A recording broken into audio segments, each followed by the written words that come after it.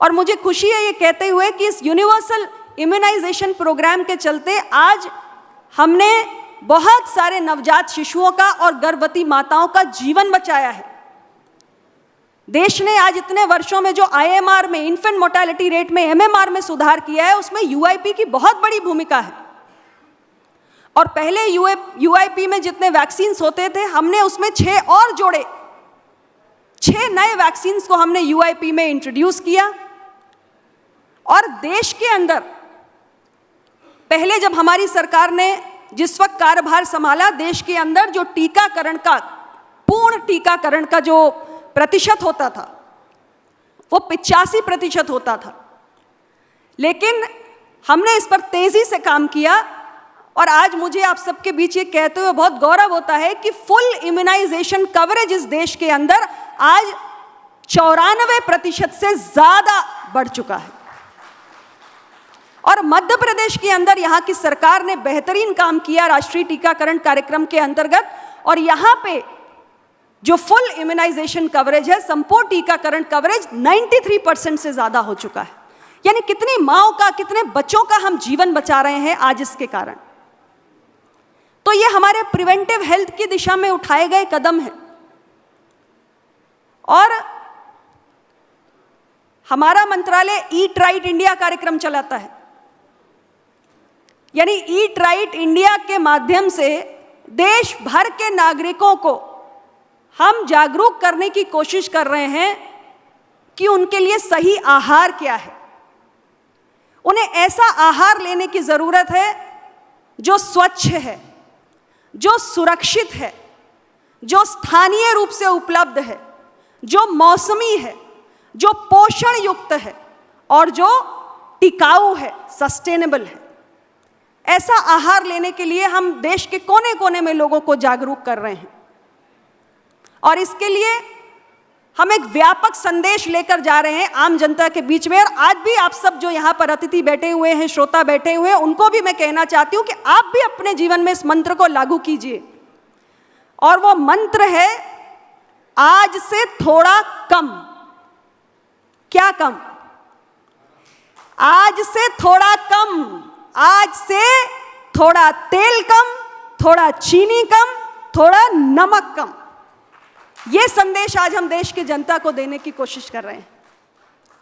और माननीय प्रधानमंत्री जी ने अभी कुछ ही दिन पहले ओबेसिटी के खिलाफ, मोटापे के खिलाफ आह्वान किया है। पूरी दुनिया के लिए मोटापा, ओबेसिटी सार्वजनिक स्वास्थ्य की एक बहुत बड़ी चुनौती बन चुकी है और हमारे देश के लिए भी। यानी 2050 तक 44 करोड़ लोग मोटापे के शिकार होने जा रहे हैं, ये हमारे एस्टिमेट्स हैं। आज देश के अंदर वर्तमान समय में देश की जो आबादी है हमारी महिलाओं की, 24% ऐसी महिलाएं हैं जो ओबेसिटी के से ग्रस्त हैं। 23% पुरुष हैं जो ओबेसिटी से ग्रस्त हैं। और इसलिए मोटापे के खिलाफ इस लड़ाई को हम सबको मिलकर लड़ना है।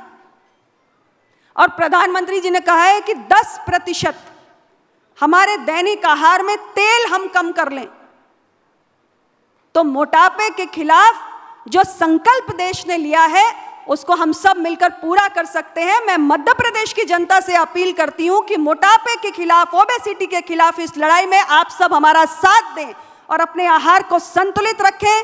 तेल कम, चीनी कम, नमक कम, इस मंत्र के साथ अपने स्वस्थ जीवन शैली को अपनाएं। जहां एक और हम प्रिवेंटिव हेल्थ की बात करते हैं, वहीं जब देश की सेहत की बात आती है कि 2047 में देश की सेहत कैसी हो, तो हमारी सरकार ने यह भी प्रयास किया है कि देश के आम नागरिक के लिए स्वास्थ्य सेवा अफोर्डेबल हो, किफायती हो। एक आम नागरिक का स्वास्थ्य सेवा के लिए जेब से होने वाला जो खर्च है उसमें कमी आए, उसमें गिरावट आए। और 2047 का ऐसा भारत बनाने के लिए हमने एक नहीं अनेक प्रयास किए हैं। हमारी सरकार, ये मैं दूसरी बार, इस सरकार का तीसरा कार्यकाल है। मैं पहले कार्यकाल में भी स्वास्थ्य राज्य मंत्री थी, बीच में कॉमर्स इंडस्ट्री में चली गई, अभी तीसरे कार्यकाल में फिर स्वास्थ्य आ गया मेरे पास। तो जब मेरा पहला कार्यकाल था उस वक्त हमने आयुष्मान भारत योजना को लॉन्च किया था, और आयुष्मान भारत प्रधानमंत्री जन आरोग्य योजना, इसके तहत हमारी सरकार ने ये प्रयास किया है कि एक आम नागरिक का, एक गरीब व्यक्ति का जेब से होने वाला खर्च कम हो और इस देश का कोई भी नागरिक पैसों के अभाव में इलाज से वंचित न रहने पाए। और इसके लिए 5 लाख रुपए का स्वास्थ्य का कवर, जिसमें हमने पहले क्रम में देश के 55 करोड़ लोगों को शामिल किया, यानी जो बॉटम 40%, सबसे गरीब, सबसे हमारी वंचित जो 40% आबादी है, उसको शामिल किया। इसमें एक और कड़ी जोड़ते हुए जो हमारी फ्रंट लाइन हेल्थ वर्कर्स हैं, जो आशा है, आंगनवाड़ी है, जो गांव-गांव घूम के आम जनमानस के स्वास्थ्य के प्रति चेतना लाती है, काम करती है, उनके स्वास्थ्य की चिंता करते हुए ऐसी 37 लाख आशा और आंगनवाड़ियों को भी हमने इसमें सम्मिलित किया। 2024 का चुनाव लड़ने जब हम जा रहे थे, उससे पहले प्रधानमंत्री जी ने इस देश से वादा किया कि देश के बुजुर्गों की चिंता भी हमारी सरकार करेगी। और तीसरे क्रम में जब हमारी सरकार तीसरी बार गठित हुई तो आयुष्मान भारत योजना के 5 लाख रुपए का मुफ्त इलाज की सुविधा का दायरा हमने बुजुर्गों को, जो 70 वर्ष या उससे अधिक उम्र के हैं, उनको भी लाने का काम किया। और ऐसे 4.5 करोड़ बुजुर्ग इसका लाभ ले रहे हैं और बड़ी तेजी से इसमें बुजुर्ग अपने आयुष्मान व्यय वंदना कार्ड बना रहे हैं, हॉस्पिटल एडमिशन्स हो रहे हैं, बिना चिंता के, बिना फिक्र के इलाज हो रहा है। और इस बार का बजट आपने सुना, चौथे क्रम में हमने एक और कड़ी जोड़ी है और हमारी सरकार ने चिंता की है ऐसे लोगों की जो सबसे ज्यादा कहते हैं कि सोशल सिक्योरिटी जिनके पास कम है, हमारे गिग वर्कर्स। 1 करोड़ ऐसे गिग वर्कर्स को हमने इस 5 लाख रुपए का, जो हमारा हेल्थ अश्योरेंस स्कीम है, जो दुनिया की सबसे बड़ी हेल्थ अश्योरेंस स्कीम है, उसके दायरे में लाने का फैसला किया है। और अभी तक मुझे खुशी होती है ये कहते हुए आपके बीच में, 9.5 करोड़ लोग, जब से ये स्कीम हमारी लागू हुई है 5 लाख के मुफ्त इलाज वाली, 9.5 करोड़ लोग हैं जिनके हॉस्पिटल एडमिशन्स इस योजना के, आयुष्मान योजना के तहत किए जा चुका है। और सरकार ने उसके लिए 1,33,000 करोड़ रुपए का खर्च वहन किया है। तो आम आदमी की जेब से होने वाले खर्च को हमने कम किया है। मध्य प्रदेश के अंदर 4 करोड़ ऐसे हमारे आयुष्मान भारत प्रधानमंत्री जन आरोग्य योजना के लाभार्थी हैं। और देश में 9.5 करोड़ लोगों के हॉस्पिटल एडमिशन्स हुए हैं, जिसमें से 56 लाख केवल मध्य प्रदेश के लोगों के एडमिशन्स हुए हैं जिनको इस योजना का लाभ मिल रहा है। और ये एक प्रयास है हमारा आउट ऑफ पॉकेट एक्सपेंसेस को कम करने का। इसके अलावा प्रधानमंत्री जन औषधि केंद्र, अमृत फार्मेसी और हमारे आयुष्मान आरोग्य मंदिर, हमारे डिस्ट्रिक्ट हॉस्पिटल, PHC, CHC में जो हम फ्री ड्रग्स एंड डायग्नोस्टिक योजना चलाते हैं, वो योजना, और जो जिला अस्पतालों में हमने PPP मोड पर डायलिसिस केंद्र खोल रखे हैं, ये ऐसी कुछ योजनाएं हैं जिनके कारण आज आम आदमी का जेब से होने वाला खर्च काफी कम हुआ है। 2014 में जब हमने सरकार संभाली तो आउट ऑफ पॉकेट एक्सपेंसेस 63% हुआ करते थे। आज मुझे खुशी है 11 वर्षों में हमारी सरकार के प्रयासों के चलते ये 63% से घटकर 39% पर पहुंच गया है। ये अफोर्डेबिलिटी की दिशा में उठाए गए हमारे कदम हैं। और इसी प्रकार 2047 का भारत कैसा हो, भारत की सेहत कैसी हो, स्वास्थ्य कैसा हो, तो स्वास्थ्य हेल्थ केयर की जब हम बात करते हैं आजादी के 100 वर्ष बाद, तो हम ऐसे देश की कल्पना करते हैं कि आज देश के अभी ऐसे बहुत सारे ग्रामीण इलाके हैं, पिछड़े इलाके हैं, जहां पर्याप्त संख्या में डॉक्टर्स और खास तौर से जो स्पेशलिस्ट डॉक्टर्स हैं उनकी उपलब्धता की चुनौती रहती है। 2047 में हमें ऐसा भारत नहीं चाहिए, लेकिन अगर 2047 में ऐसा भारत नहीं चाहिए तो काम तो अभी से करना पड़ेगा, और काम हमने शुरू कर दिया। 2047 में हमारे देश के अंदर डॉक्टर पॉपुलेशन रेशियो चिंता का विषय ना हो। देश के दूरस्थ, हार्ड टू रीच, सबसे ग्रामीण, सबसे पिछड़े आदिवासी इलाके में, देश के कोने कोने में पर्याप्त संख्या में डॉक्टर्स हो, विशेषज्ञ डॉक्टर्स हो, इसकी चिंता भी हमारी सरकार ने की है। और 11 वर्षों में 157 नए मेडिकल कॉलेजेस हमने बनाकर खड़े किए हैं।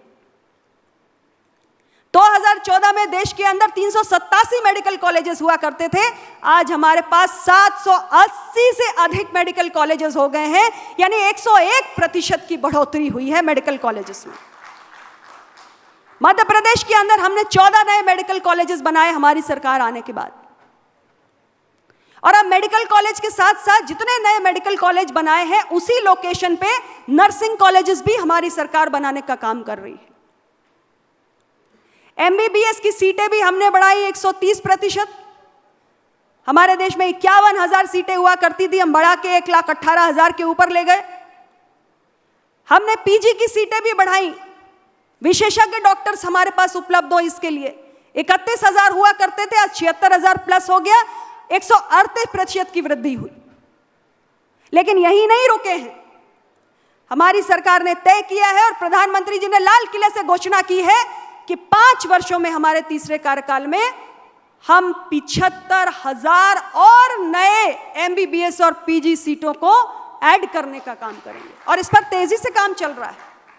सभी राज्य इसमें बढ़ चढ़कर अपनी भागीदारी दर्ज कर रहे हैं और मध्य प्रदेश में भी इसी प्रकार डॉक्टर्स की और स्पेशलिस्ट डॉक्टर्स की संख्या आने वाले समय में बढ़ेगी। तो ये हमारी कल्पनाओं का भारत है जब हम स्वास्थ्य की दृष्टि से बात करते हैं। और मध्य प्रदेश के लिए तो मैं कहना चाहूंगी कि हमने, माननीय प्रधानमंत्री जी ने यही शहडोल से शुरुआत की थी। देश के लिए स्वास्थ्य की एक बहुत बड़ी चुनौती है सिकल सेल एनीमिया। खास तौर से जो हमारे जनजातीय समुदाय होते हैं पिछड़े इलाकों में, वो इस बीमारी से लंबे समय से जूझ रहे थे। लेकिन दुख की बात है कि पूर्व की सरकारों ने उस पर जो दृष्टि डालनी चाहिए थी वो नहीं डाली। हमारी सरकार ने इसकी भी चिंता की और देश के अंदर ऐसे 7 करोड़ लोग जो सिकल सेल एनीमिया से ग्रस्त हो सकते हैं, पीड़ित हो सकते हैं, उनकी स्क्रीनिंग के लिए हमने एक अभियान प्रारंभ किया। 2047 में हमें सिकल सेल एनीमिया मुक्त भारत चाहिए, यह भी हमारी सरकार का संकल्प है।